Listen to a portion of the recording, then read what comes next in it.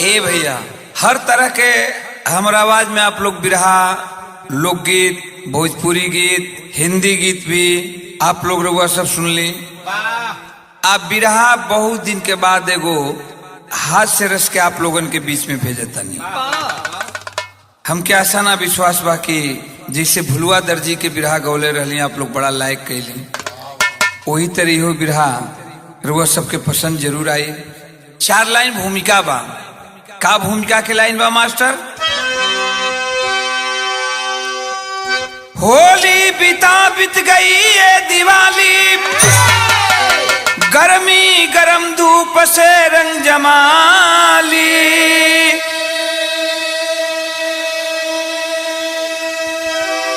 नभ में नाचती फिरती नीली ये बादल, सब किसानों ने कंधे कुदाली उठा ली।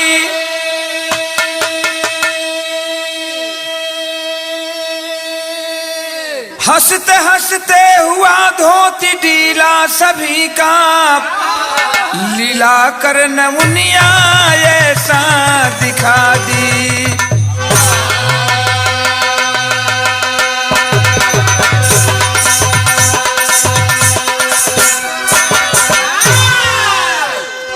एक ही लाइन पर ई पूरा बिरहा लिखल बा।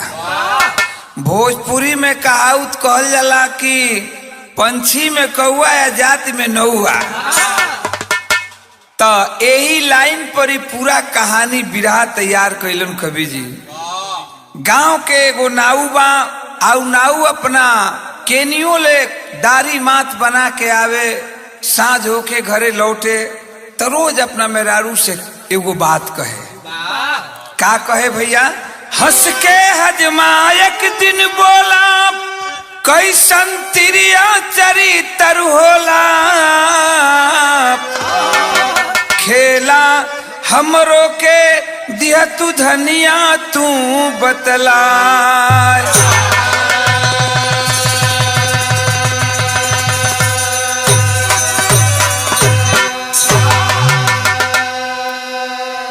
मंगरुआ नाव के नाऊ रहे, अब मंगरुआ केनियो ले आवे, दारी मात बनाए के तो अपना मेरे रुआ से कहे कि करे अरे हम बड़ा सुन ले बानी रे तिरिया चरितर।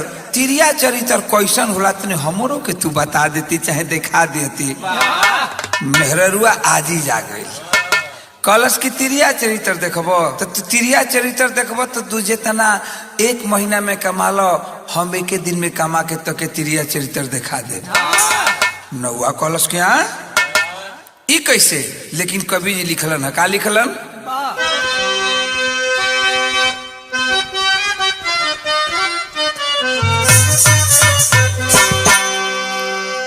ना कहल जाला कि एगो मऊग होला, आ एगो मेर मऊग होला, आ एगो कठमऊग होला। ए मास्टर तू का हुआ? अच्छा, लेकिन कवि जी लिखलन है। का लिखलन?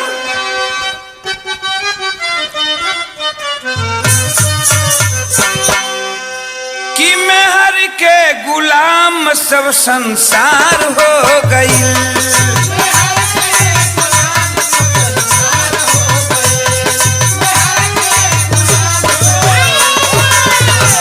वाह क्या बात है बेटा, जियो। मेहर के गुलाम सब संसार हो गई,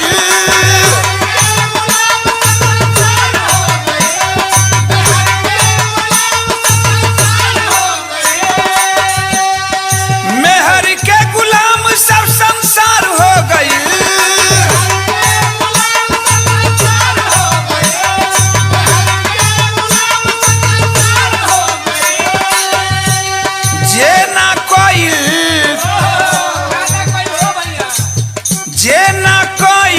सबसे बेकार हो गई।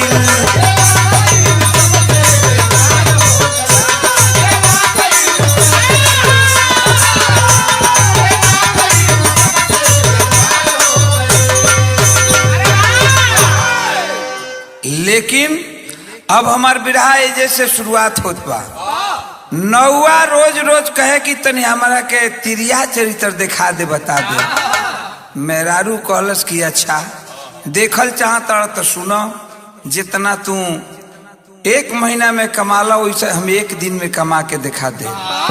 नौवा कहलस कि अच्छा तो ये तो बड़ा निक उपाय बारे। कहलस कि एकदम एक काम करिया कि आज जाता तो दुकानी पले तनी लेट भैलाई हो, रोज चलिया वाला 8 बजे, तनी ओनिए मौज पानी लिया, फिर 12 बजे ले घरे हो। कलश न हुआ कि कोनो गड़बड़ ना न करबी। कलश की ना हो तो के तिरिया चरित्र दिखाए। अच्छा तो नौआ चल गई दुकाने, अपन नौनिया अपन सज धज के कचकचवा रूप बनौलस। आ घर से निकलल बे, आ घर से जब निकलल बाजार के ओर चलल बे, तब तो जेने जाई उन्हें जे देखे कहे कि कोनो कोनो तो ऐसा कह सकी माल बड़ा चौचक बटे।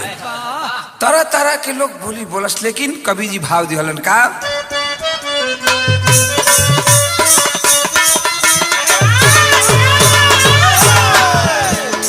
घर से चलल तो कैलस का कि चलल बे सज नौनिया हो बन के 56 छुरी।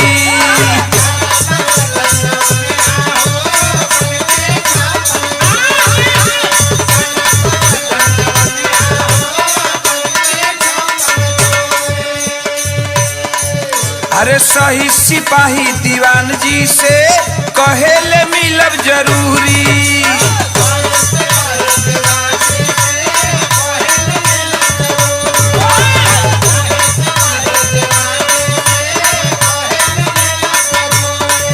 खुला रही दरवाजा के लूट ली हम मजा।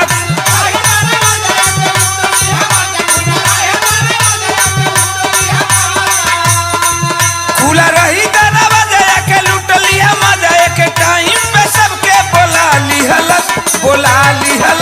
बोला ली हलस तिरिया चरित्र लगा के हो सबका के बुद्धू बना दी हलस। तिरिया चरित्र लगा के हो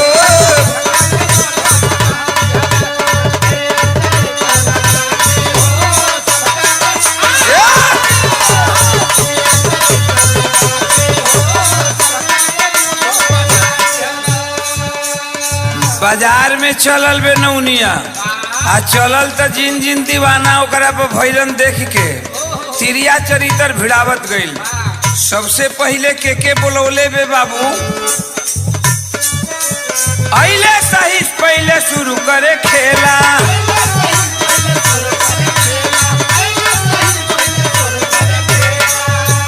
तबले सिपाहिया के सिकड़ी पिटेला।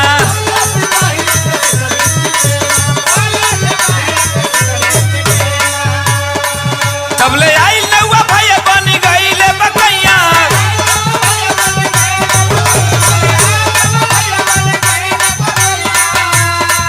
तबले आई नौआ भैया बन गईले बकैया। ओ गड़ारी पतिया जरा दिहलस जरा दिहलस जरा दिहलस। तिरिया चरित्र दिखा के हो सबका के बुद्धू बना दिहलस। तिरिया चरित्र दिखा के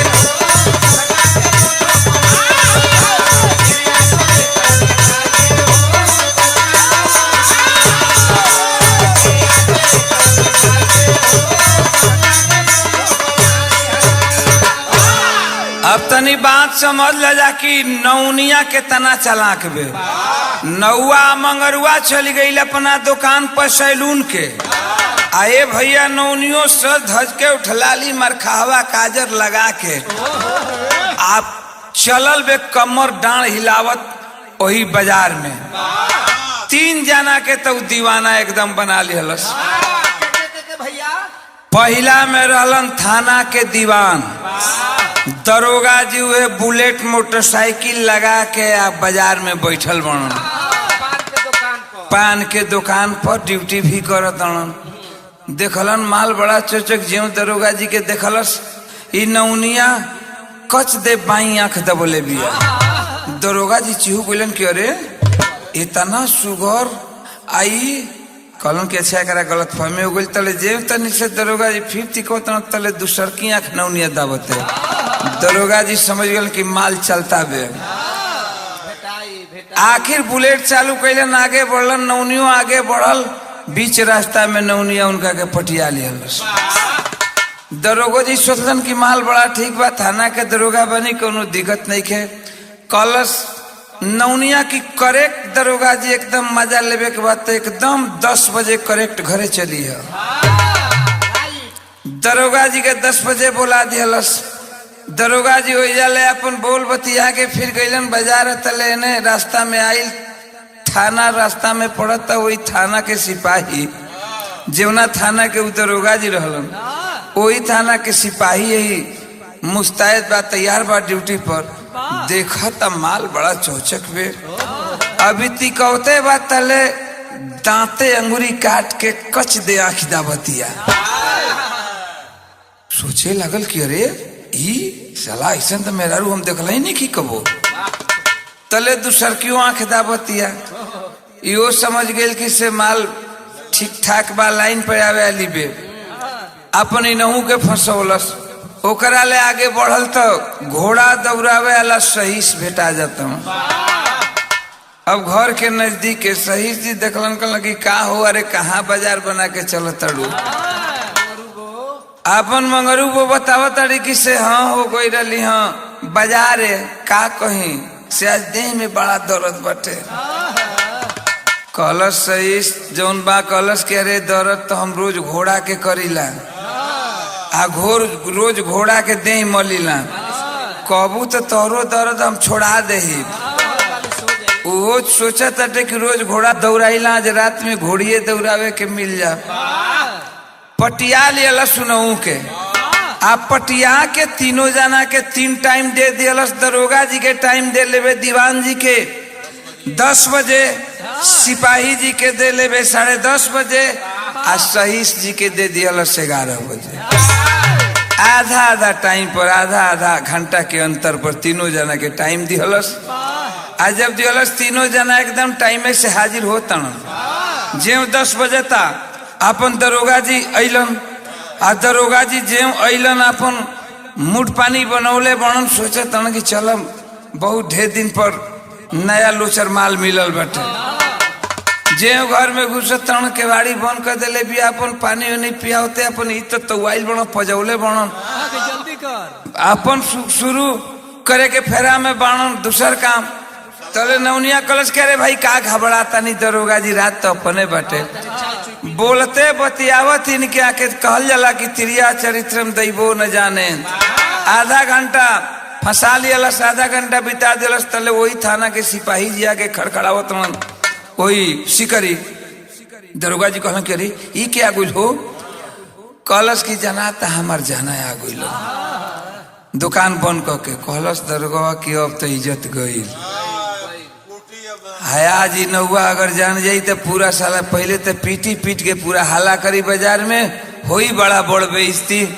कहल कि कैसो इज्जत बचाव, कहलस के उपाय लगाव। कलश के एगो उपाय बाटे कि तू शीर्षासन करे ला दरोगा जी होबो, तू तो परेड वरेड बड़ा कैले होकबो, एक्सरसाइज कैले होकबो, तू शीर्षासन करो, मतलब बांसा गाड़ दो। खामा जे के हमनी के देहात में कैले जा, उनका के बांसा गड़वा दियलस, आ उनका चूतर पर डिबिया रख दियलस, दिया बार के। कलश के हिलिया डोलिया मत, न तो एकदम बड़ा बदमाश हो न हुआ।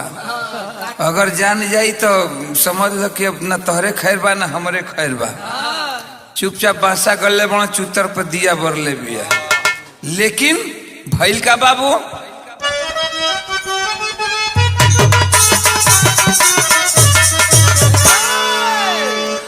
तीनों जना के 3 गो चीज बना दे लेबे। तब तक सिपाहियों आ गईल, सिपाही राम के भी एगो चीज बना दिहलस। अब हम बताइब कि का। ओकरा बाद में बतियावत बतियावत तुनहू के 10:30 बजे बोलस। 10:30 बजा के जब 11 बजे तले आ गईलन सही साहब, सहीसो जी आ गईलन। आ सहीसो जी जब आ गईलन, 3 जना फिट घर में 3 गो चीज बना दिलस। चौथा में 11:30 बजे नौआ आ गई। नौआ के बाड़ी खोलवाले बा, घर में घुसता तो देखता, कहता रे हई कुल कवन मशीन आ गई रे।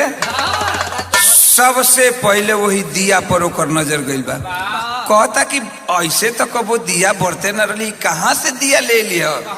तब वो बतावती अपना मर्दा नौआ मंगरुआ से का बतौले बे कि डिबरी नहाउआ जर्मनी मशीनिया रोशनिया ये करना हो रोशनिया ये करना बड़ा नीक लागे धनिया रोशनिया ये करना।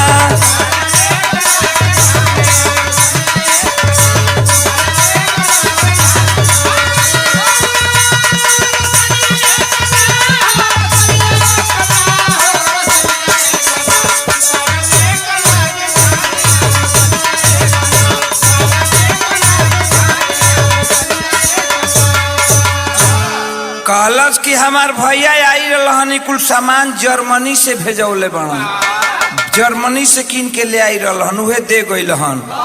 तब नौआ वही दियावा के जरिया जाके दरोगा जी गनगन गनगन कापतन कि दादा नौआ जाने मत।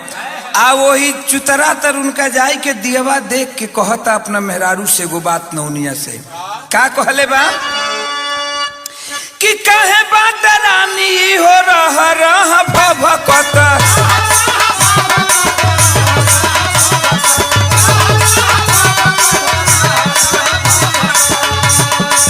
एक बराबर नहीं खेती आई हो लहकत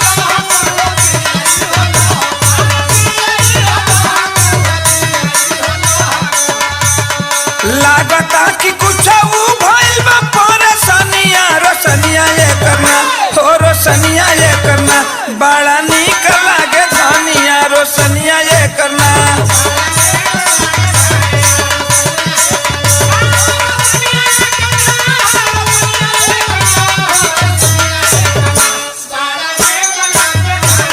जिया हो जिया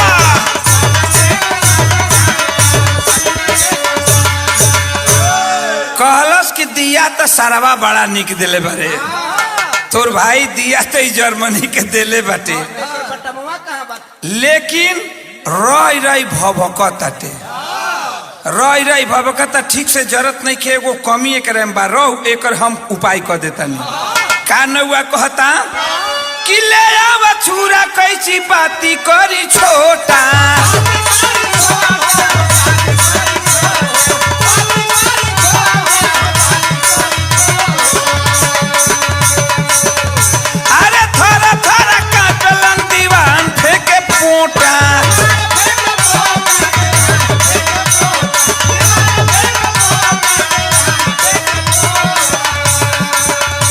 अरे गिरले दीवाना कतसनवा के जरानिया बचनिया बोलेना हई बचनिया बोलेना माँ पकैदा मोर न दानिया बचनिया बोलेना।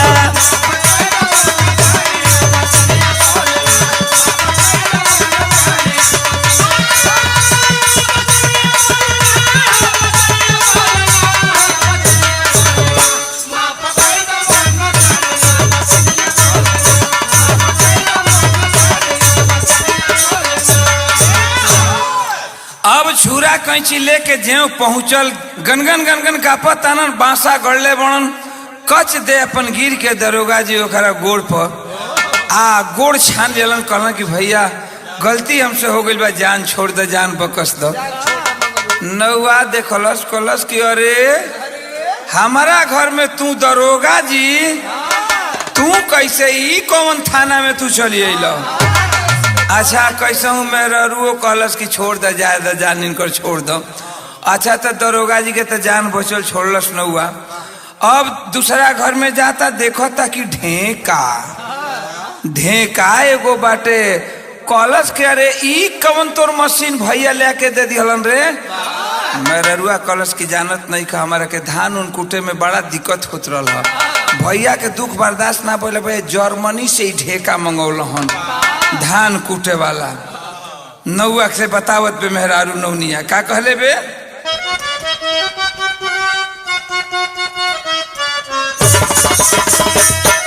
कि अरे बनी के धनवा कूटस सही से घरे ढेका है काहे का करस ओहे काहे का करस गिरे धान नरम भइल डोका है काहे का करस।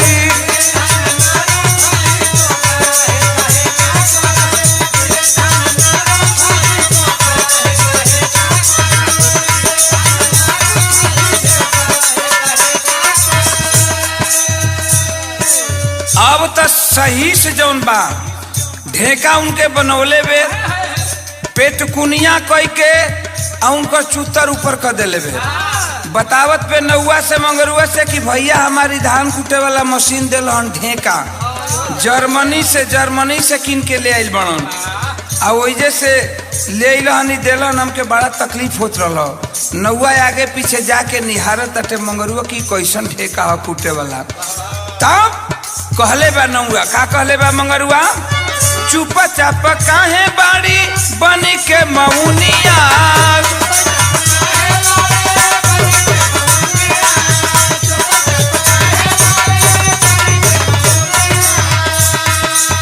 केने एकर पेच बाबा ताउरे नौनिया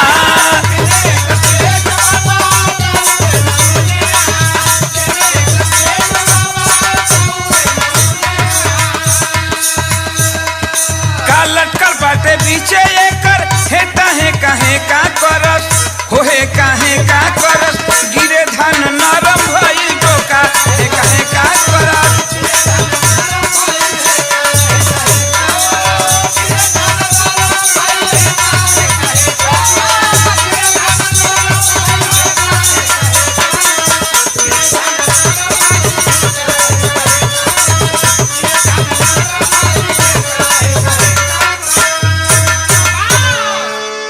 अपन पेटकुनिया भइल बा चूतर उठौले बा ऊपर ले कपड़ा डलले बे ओकरा समानवा तर जाए के सही सभा के कहता कि अरे हई का लटकल बा एकर रे आ एकर पेच केने बा चालू करे वाला रौ जनाता कि जो धानमा जोन कुटबी कुल नीचे गिर जाई एकरा के ऊपर ले और एगो बांस ठोक देबे दे का कहता टे पाचर ठोके के कहता नौआ मंगरुआ का कहले बा कि चोंगा में लागताटे फसल बाटे गीती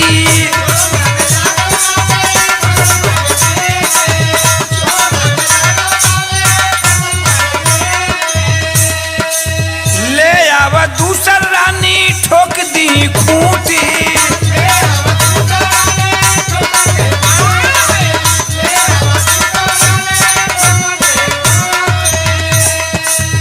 मोढ़ा में अंगुरी डाले नौआ देता है काहे का करा है काहे का करा गिरे धान नरम भइल डोका है काहे का करा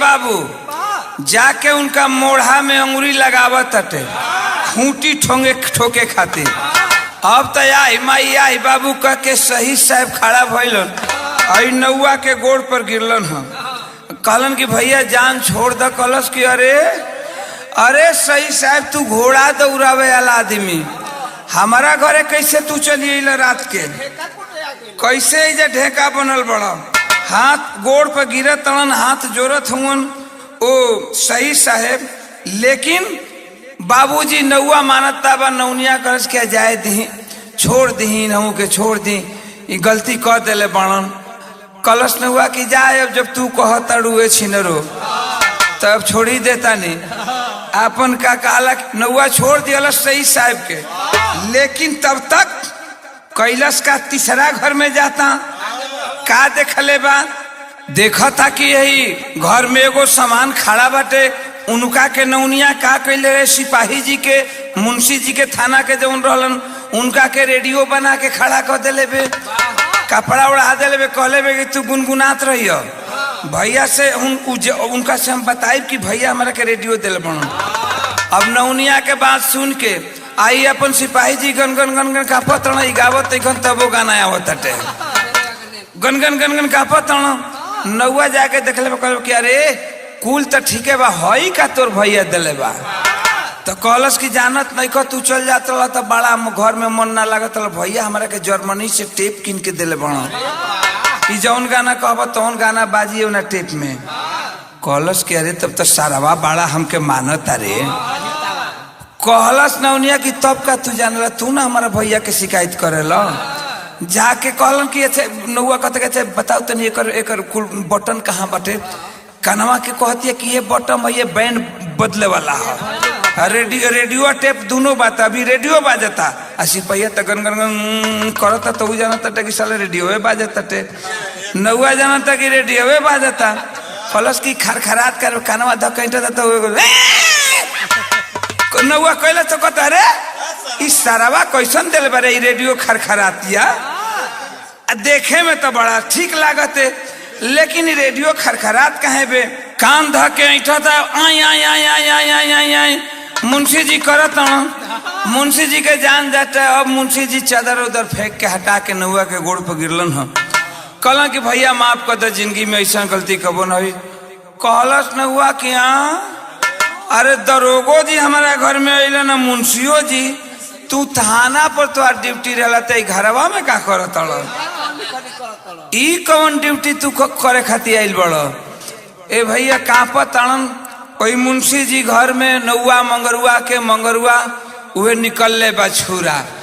अब जब छुरा निकलस देख के मुंशी जी के गण फटको लाग गई एकदम। मुंशी जी गन गन गन गन गन गन गन गन कांपत ताड़न। आखिरकार मुंशी जी गोड़ पर गिरे लगलन, हाथ जोड़े लगलन। नौनिया कलश के जाए दी, छोड़ दी इनहू के, ऐसा गलती ना करियन। नौआ कलश मंगोरा की बुजर हो तू हमके तिरिया चरित्र देखावे में केकरा के छोड़बू, ई हमारा समझ में नहीं खे आवत। तो कलश के अच्छा समझ में आ जाए, छोड़ दी। मंगरुआ छोड़ तो दिलस मुंशी जी के भैया, कुल जना के छोड़ दिलस गईलन लोग।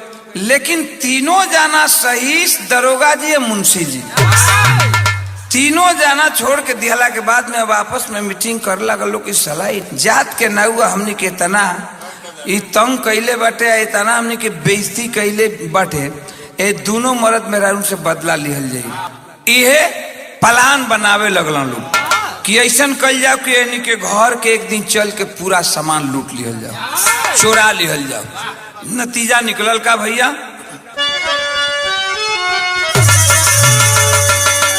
ए भैया नमुनिया आई न मौके पर जागी। यार तीनों जना प्लान बना के मंगरुआ नाऊ के घर में चोरी करे खातिर घुस जाता लोग। नतीजा निकलल का, ए भैया नमुनिया आई न मौके पर जागी। सुन के पाँव के आहट चोर सब गईले भागी। बरसात के दिन बा, हड़हड़ तड़तड़ वही समय करे लागल। ए भैया रात के टाइम बा, जब हड़हड़ तड़तड़ कलस तो नौनिया सोचतिया कि ऊपर छतवा पर पसरले बानी गेहूं, आ गेहुआ भीज मत जाए है। नौनिया जाके नौआ के जगावते कहते नती उ जल्दी उठा ना तो सवेरे भोजन ना मिली। ए भैया अपन दोनों नौआ नौनिया जगलसन। अब जब आदमी के आहट पौलसन तब तक लोग 9-2-11 घर में से भागल लोग। लेकिन कैसे भागल लोग,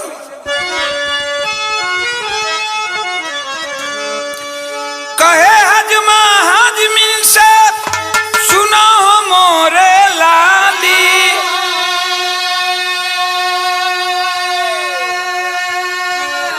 ऊ खैचहवा बांस लियावा साफ करी हम नाली।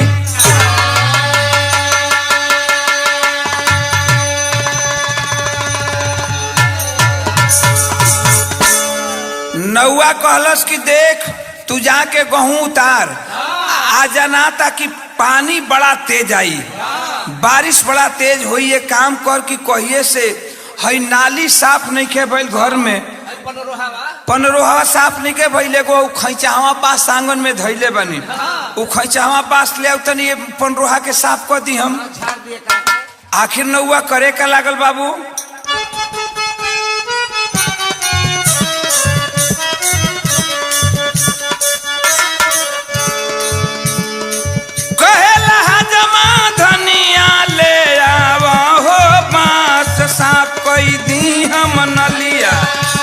साफ कई दी हम नलिया, नलिया जम भइल बा, साफ कई दी हम नलिया।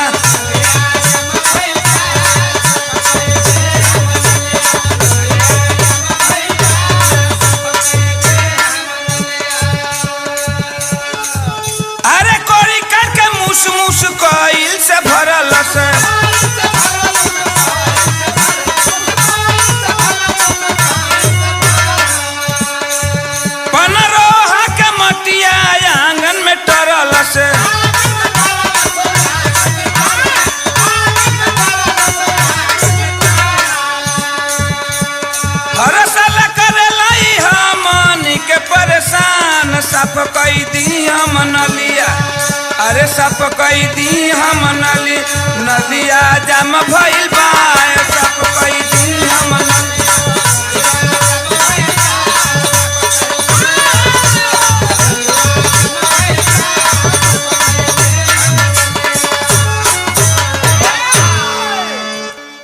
अब तो नौआ बिना छिलले बांस लिहले आई पनरोहा में लागल घरे ओही पनरोहा में चोरी करे जौन सही जियाई रहल सेन खोदे खातिर उ सही जी अपन ओही पनरोहा में लुकाइल बन पेटकुरिया भय के लुकाई रहन जब 3 गो बांस के पोर उनका गईल सामान में। अरे बाप रे आही माई आही अल्लाह आही बाबू कई के लगलन चिचियाए आखिर आई के नौआ के सामने गोड़ पर गिरल बन नौआ कलश की बस बस बस बस यही दूसरा बेर हतोहनी के। अब देखा का कहला कि नौआ उनकर हाथ गोड़ बनहले बा हाथ गोड़ बांध के यगना में घुलाट दिहलस। अब का कहला कि नौनिया कहता कि एकरा के रह दी अब सवेरे गांव मोहल्ला के जुटावल जाई चली चली अब आराम करी। नौआ मंगरुआ से मंगरुआ कहता कि अरे लैला हमार सुन तू तो खूब चिड़िया चरित्र हमके देखवलू लेकिन सुना एगो बात बाटे अगर हम सुतब तो हई कमवा के करी का कहता नौआ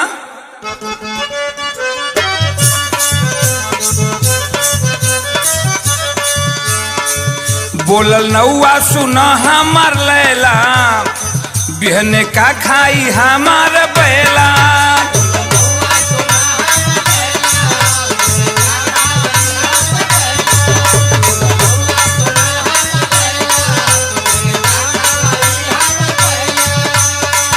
बोलल नौआ सुना हमार लैला बिहने का खाई हमार बैला का हम खियाइब का हम चलाइब गवत नए कहू खाची लागता अब की जान नहीं बाची।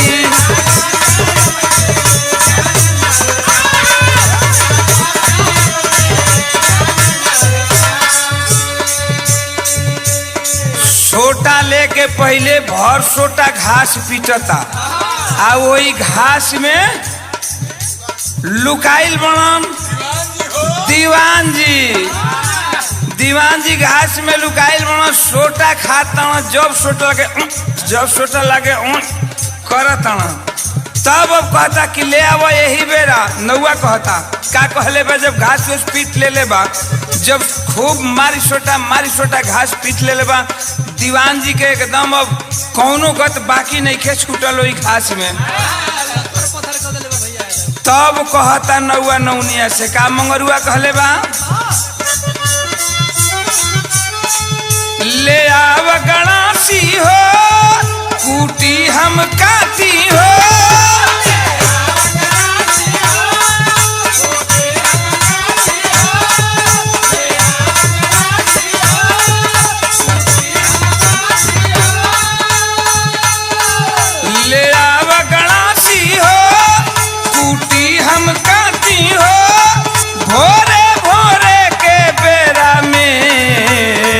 जन कर 3-5 हो अरे नहीं खेले हनिया ये मोरे रनिया खैहा कमलिया माटी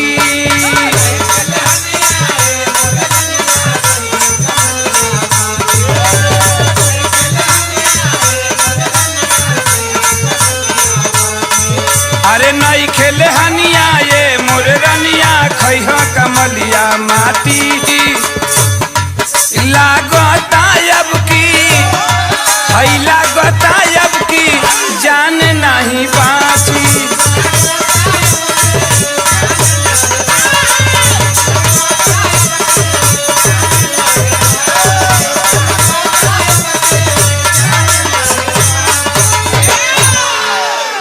ए भैया गणासी जब गाना सुनलन दरोगा जी गणासी के लाठी के मार तक खैल ही बड़न वही घासी में लेकिन जब गणासी के नाम छोड़लन तो वही घासी में पेशाब कर दिहलन मूत दिहलन वही घासी में। ए लगलन गनगन गनगन कापे। घास में से निकल के वही नौआ मंगरुआ के गोड़ पर गिर गई। कहला कि भैया जान छोड़ दो, जिंदगी में अब कबो ऐसा गलती काम ना करो। नौआ देखलस कल के अरे दरोगा जी फिर तू आ गई यही घसिया में का करत रह। दरोगा जी से कहलस कि अब की जान ना छोड़ो। वही दरोगा जी के हाथ गोड़ बनलस आ बान के जहाँ सही साहब के उलटले बा अगना में वही जे उनहू के उलाट दिहल। दोनों जाना के तो वही अगना में उलाट दिहलस हाथ गोड़ बांध के। लेकिन जो सिपाही बा उहो संग में आइल बा चोरी करे। जे नौआ नौनिया के खरबराहट सुनलस चलल पराई, ऊ तो फरार हो गई। ये पकड़ाइल बा लोग दू जाना। अब वही दूसर को बेर में माल मारे के चक्कर में रहे लोग कि पहलका बेर ना माल मिलल तो दूसर के बेर मिल जाए। सिपाही तो फरार हो गई, लेकिन दरोगा जी आई सही साहब दोनों जना पकड़ा गई। लोग बनहलस बांध के अगना में उलटले बा। कवि जी के लिखे के पड़ल का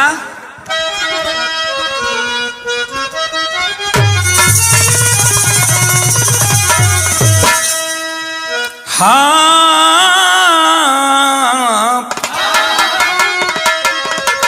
कि हाथ गोड़ बनहलस नौआ दोनों चोरवन के बाबू। दिहलस दुआरे दोनों हूँ के डोरिया चोरी करे आइले पहिला ही धरैले भैया। पवल ना खजाना गईले खुद ही पकड़ाया। पीटी पीटी पूछे नौआ दोनों से बतिया दादा।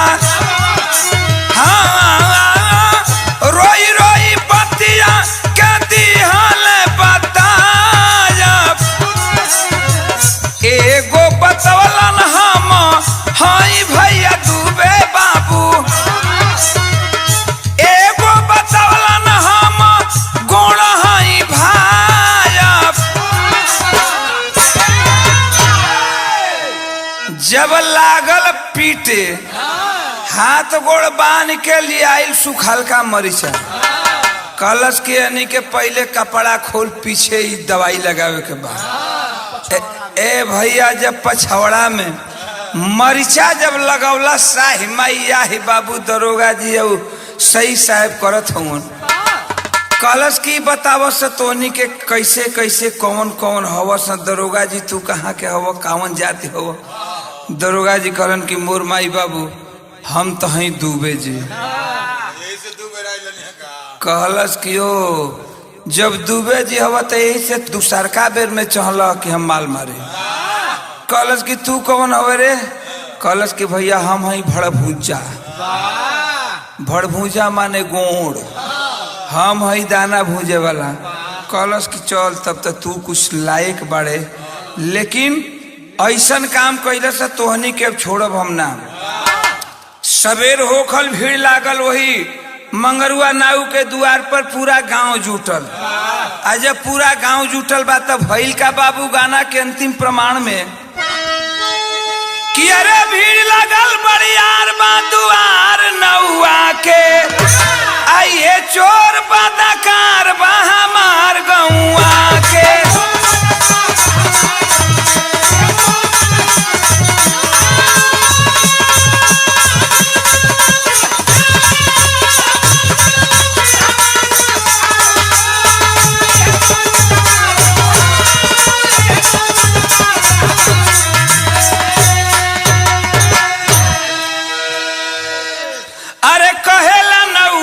नौनिया से कर जोरी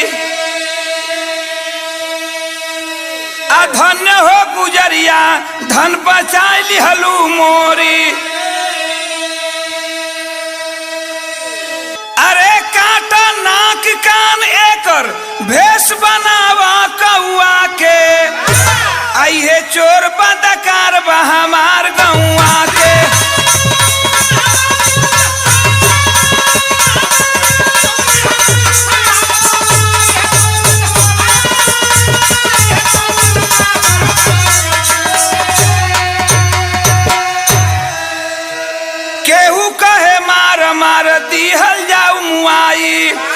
केहू कहे अखिया में रड दा घुसाई, केहू कहे काट ले कर दोनों पौआ के, इहे चोर बदकार है हमार गौआ के। ए भैया बतिया के सूचना गईल राज दरबार में, उचित दंड दे के राजा डलले कारागार में। अरे बैबा काट कुछ तना कटाई गेहूं जौआ के, आई है चोर बदकार बा हमार गौआ के।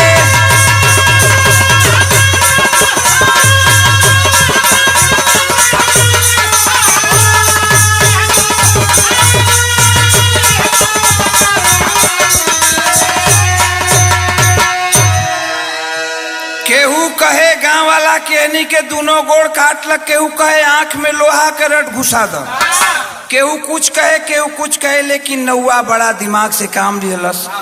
यही से हम कहिला कि पंछी में कौआ आदमी में नौआ, बहुत तेज दोनों। ए भैया दिमाग से काम लिहलस नौआ। नौनिया राज दरबार में गईलन सन और राजा साहब से अपन फरियाद सुनौलसन, पूरा शुरू से लेके अंत तक कहानी बतौलसन। राजा साहब सब सुनलन। राजा साहब सुन के वो दोनों चोरन के दरोगा जी के सही साहब के जेल के कारागार में डलन है। बिरहा हमार खत्म भइल। नौनिया कहलस कि बताओ अब तिरिया चरित्र तहरा जनाइल। कहलस नौआ कि बताऊ पैसा कितना कमैली। तू तो कहत रही है कि हम तिरिया चरित्र से तू 1 महीना में कमा लो, तो हम 1 दिन में कमा दे। कहलस कि तू बताओ आज कितना कमैल हो, ए महीना में कितना कमैले बड़ा। कहलस कि से हम कमैले बनी ए महीना में 15,000 रुपया। कहलस नौनिया कि तू ए महीना में 15,000 रुपया कमैले बड़ा, तो हम 1 दिन में सोच ला कि 30,000 रुपया कमैले बनी तहरा दोबरी। 10-10 हजार एक जना से ले ले बनी, इज्जतियो अपन बचा ले बनी, उ लोग के पकड़वाइयो दिल बनी। इहे कहल जाला तिरिया चरित्र। हमारा पास है 30,000 रुपया बा, 30,000 रुपया ला, तिरिया चरित्र जान जा कि हे तिरिया चरित्र कहाला। जे दैबो ना ए तिरिया चरित्र से पार पौलन। छुरी में धार होला एगो, ब्लेड में धार होला 2 गो, आकारी में धार होला 3 गो। नौनिया कहता कि सुनू रे नौआ, मेहरारू ये 2 गलवा, यही मेहरारू में चौतरफा धार होला, चारू ओर से धार होला, जेनिए लागी ओनिए कच दे कतर दियसन। ए भैया नौनिया समझौ लेबे। कहलस कि ये कहल जाला तिरिया चरित्र। यही से कहल गेल बा कि तिरिया चरित्र हम दैबो न जाने। नौआ के तिरिया चरित्र नौनिया देखो लेबे। गाना के अंतिम लाइन में कहल गेल का, जय जखाड़ गुरु जद्दू लौटन की लहरे फुलवारी, कवि रविंदर अनुजलाल संग मितवा अवध बिहारी। ए भैया नौनिया ऐन मौके पर जागी, ए बाबू नौनिया ऐन मौके पर जागी। रविंदर रोम प्रकाश से कोई के दावना